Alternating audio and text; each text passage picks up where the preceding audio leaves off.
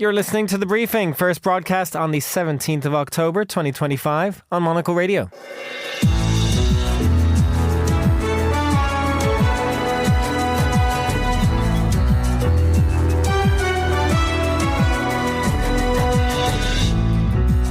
Hello and welcome to The Briefing, broadcasting live from Studio One here at Midori House in London. I'm Chris Chermak. Coming up on today's programme. The people of this country desire change from the status quo, which will enable them to realize their dreams. Raila Odinga, the longtime Kenyan opposition leader, is laid to rest in a state funeral today. We'll look back on his legacy with our Nairobi correspondent, Navina Couture.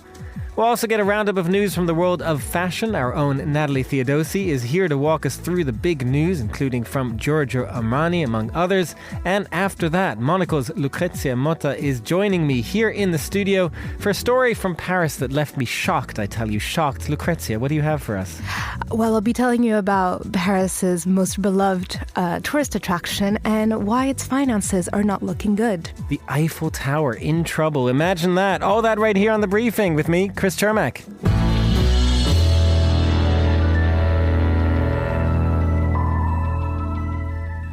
And a very happy Friday to all of our listeners today. We will start in Kenya, where a state funeral is taking place for Raila Odinga, the longtime opposition leader, prisoner, pro-democracy activist and former prime minister who ran for the top job of the presidency 5 times over the course of his life.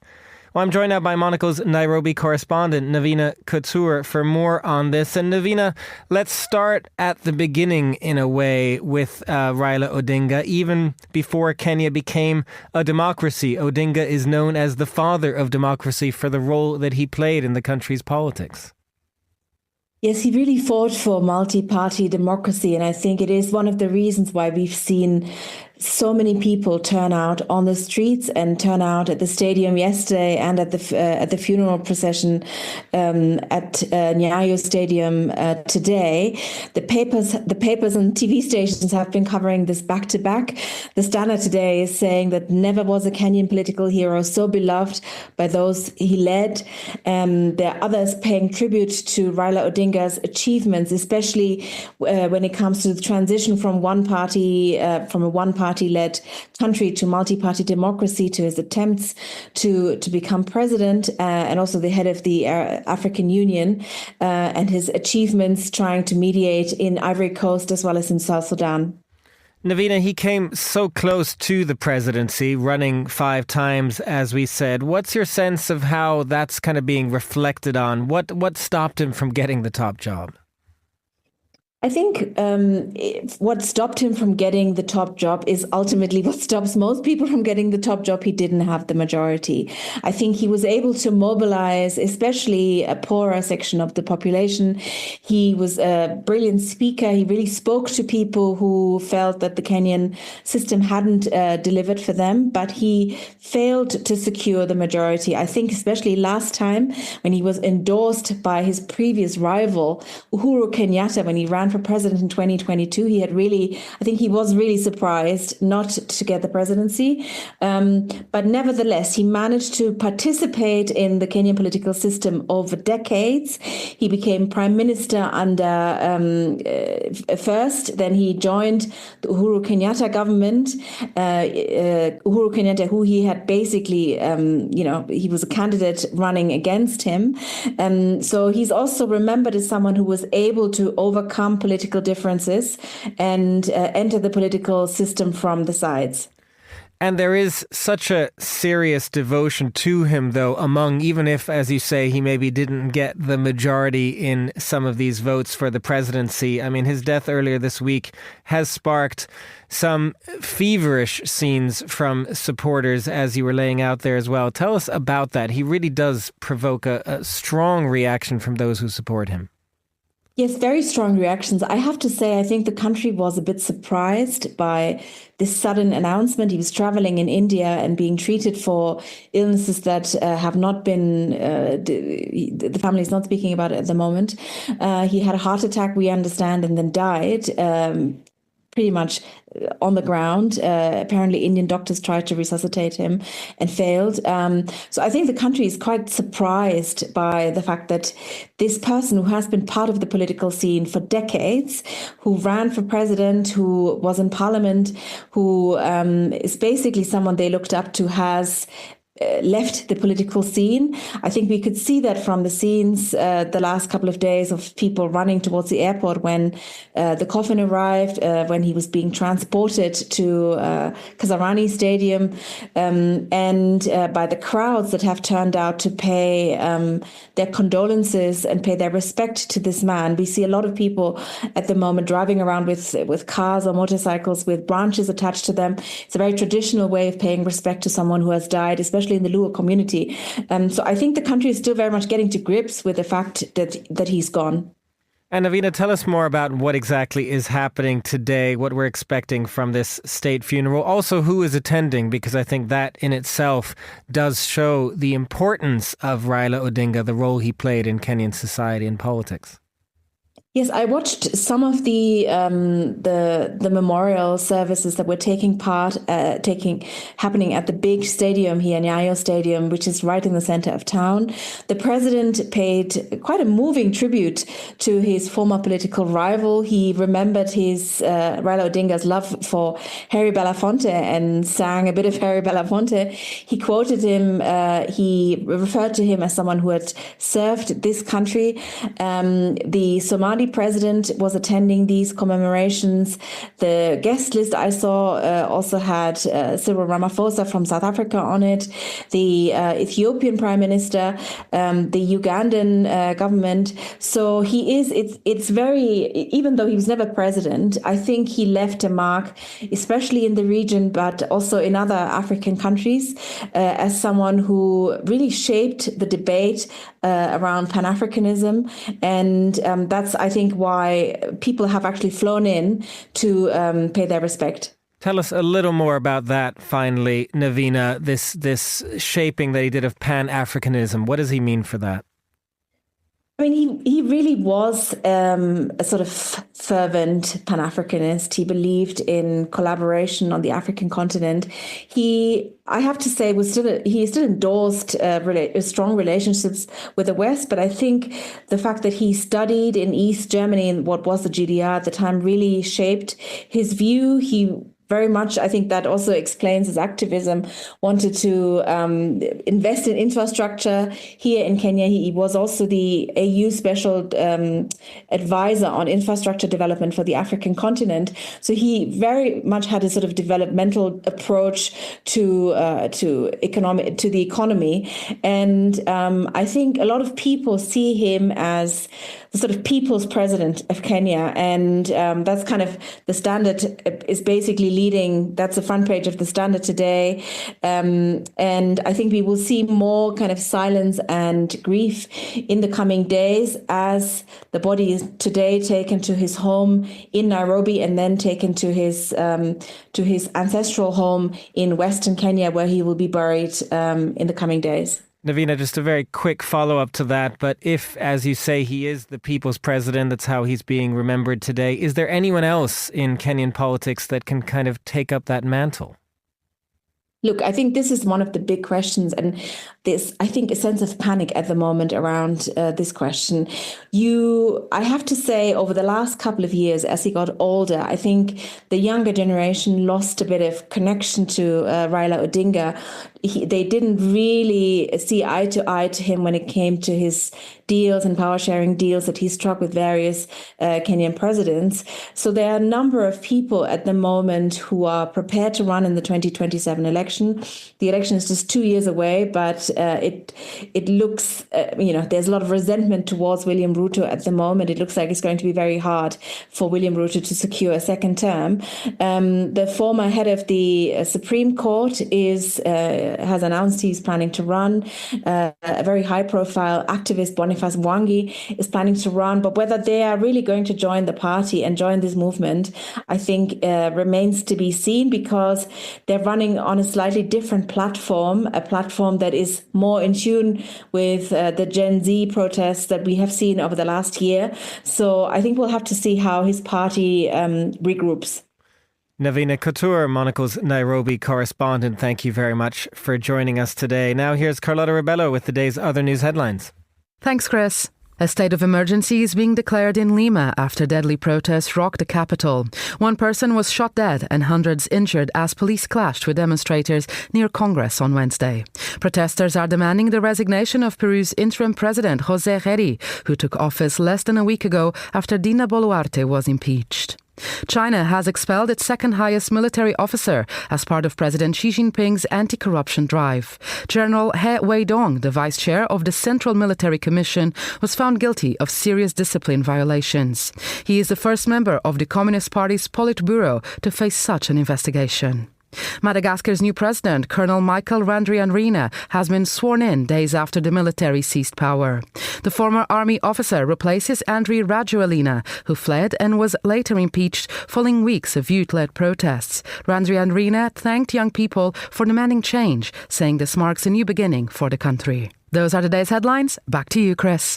Thanks very much, Carlotta. And it's time now for a roundup of fashion news. And for that, I'm joined right here in the studio by Monocle's fashion director, Natalie Theodosi. Good afternoon, Natalie. Good afternoon. It's great to be here. It's been a while. It's good to have you back. Exactly. That's just what I was thinking. It has been a while. You've been to Milan and Paris and back. Exactly. And the news is still going. We thought it was going to slow down, but it's not. The fashion industry is still on its toes, I think. It never stops in the fashion world. We're going to start with news from Armani. Giorgio Armani has a new CEO in what's a very Italian name. I do like this. Giuseppe Marsocci.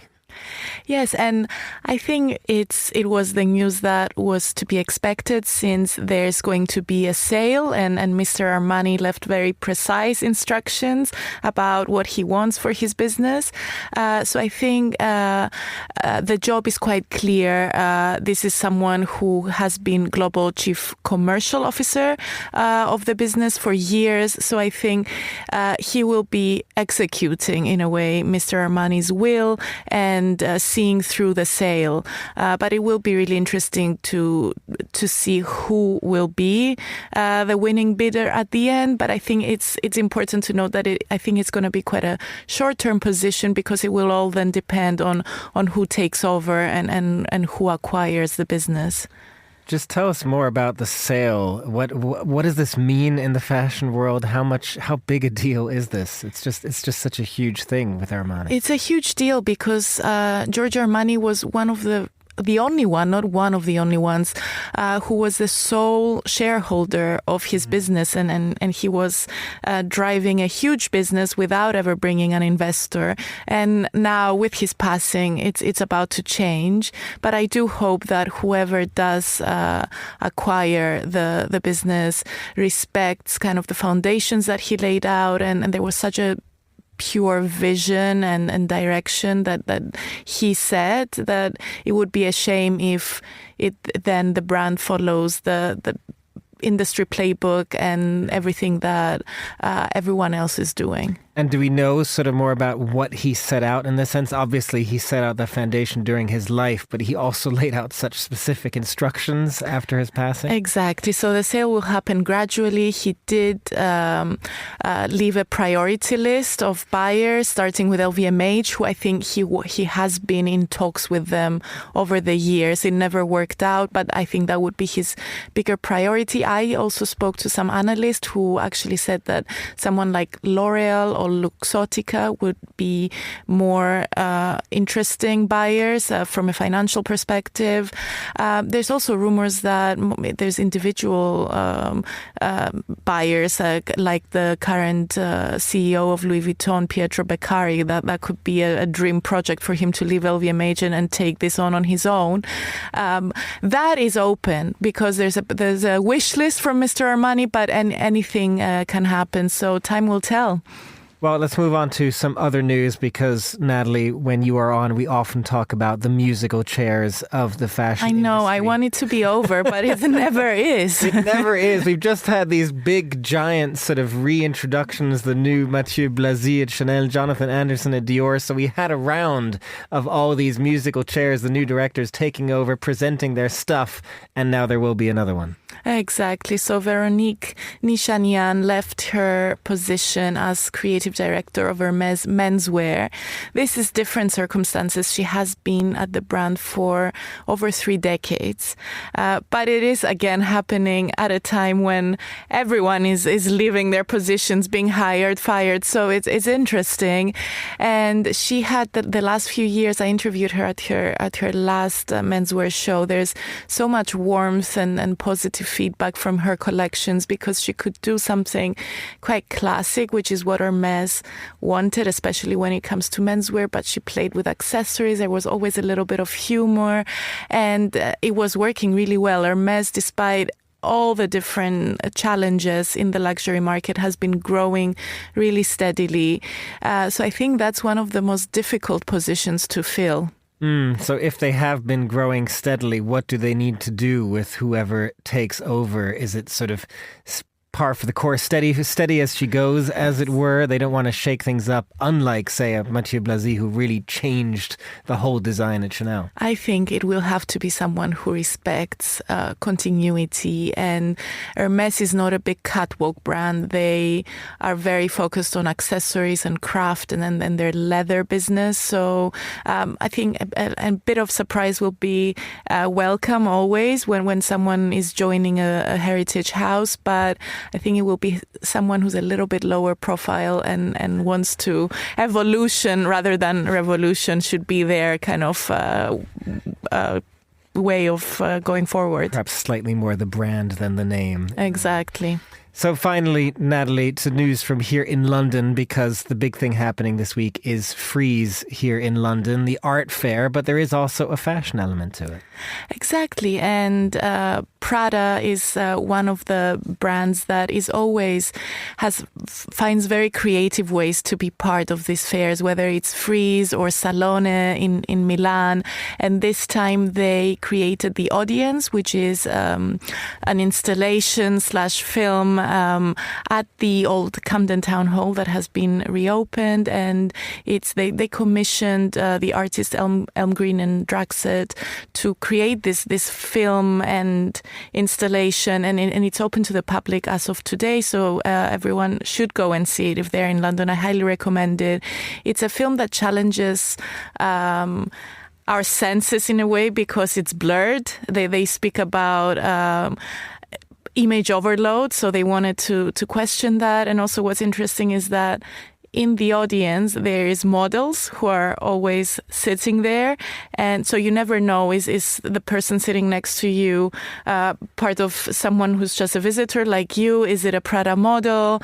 And the film is on a loop. So they were saying that you're always going to be late to the movie.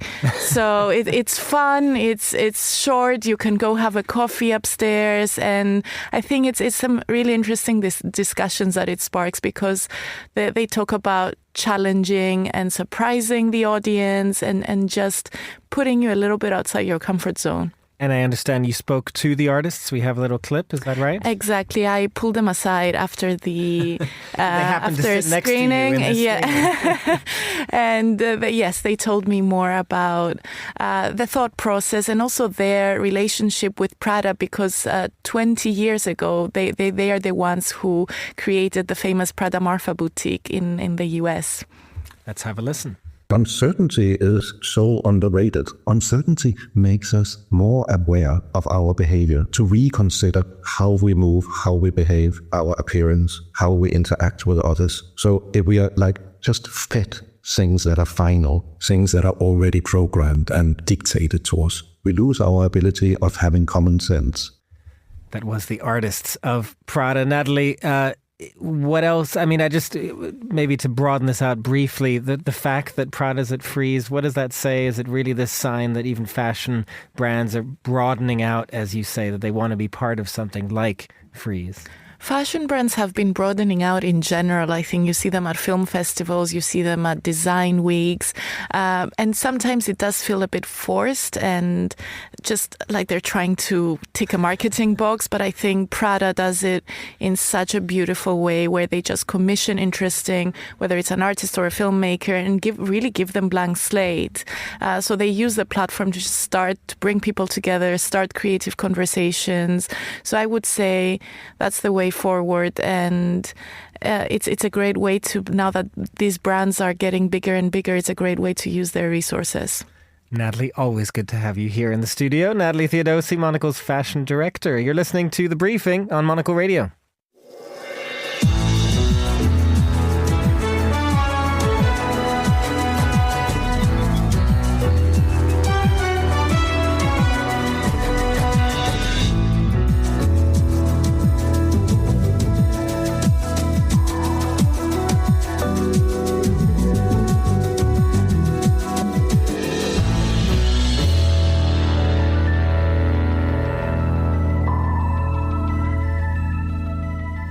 You are back with The Briefing. I'm Chris Chermak, and we're heading to France now, a country whose fractious politics we have been reporting on for weeks now. And if there is one thing that sums up France's budget problems more than anything else, it just might be this: the Eiffel Tower, the most visited monument with an entrance fee in the world, and yet it is in financial trouble. And here to tell us more, separate the fact from fiction, why this is happening, I'm joined here in the studio by Monocle's Lucrezia Motta. Good to have you on the show, Lucrezia. Hi, Chris. Good to be here. This is your first time here on The Briefing, so let's start with an introduction. Tell us about your connection to Paris in particular. Well, although I have a very Italian name, I actually have a French mother, so I'm also very French. I lived in Paris for 6 years, actually not too far from the Champ de Mars, which is where the Eiffel Tower is located. Well, that is a good way in then, yes. Tell us about that. What was it like being near the Eiffel Tower as a French person in Paris? I feel like we,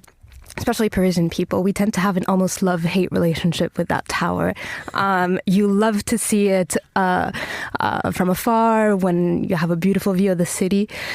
Try to go through the Champ de Mars on a busy day and you're cursing it a bit. I was going to say, you're sort of frustrated with all the tourists. You're like, get out of my way, I've got somewhere to be. It is, but at the same time, there will always be that moment when you're looking up and from the middle of your day, looking up from your phone, and then suddenly it's right there and there's a bit of a wow moment to be like, oh, actually, this is beautiful. There is a wow factor, which is why it is among the most visited monuments in the world. As I understood, the stat I saw was the most visited with an entrance fee, which leads us to this story perfectly, because that's what's so amazing. They have an entrance fee, you are charged to go in, and yet they are making a loss of 8.5 million euros last year. How is this possible? Exactly. And like you were saying, it's not for loss of visitors, because in 2024, they welcomed 6.3 million people up that tower. So it is, we have a lot of people coming.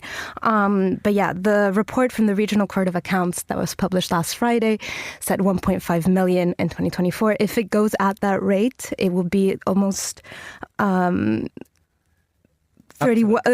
million by 2031. So it is a large deficit.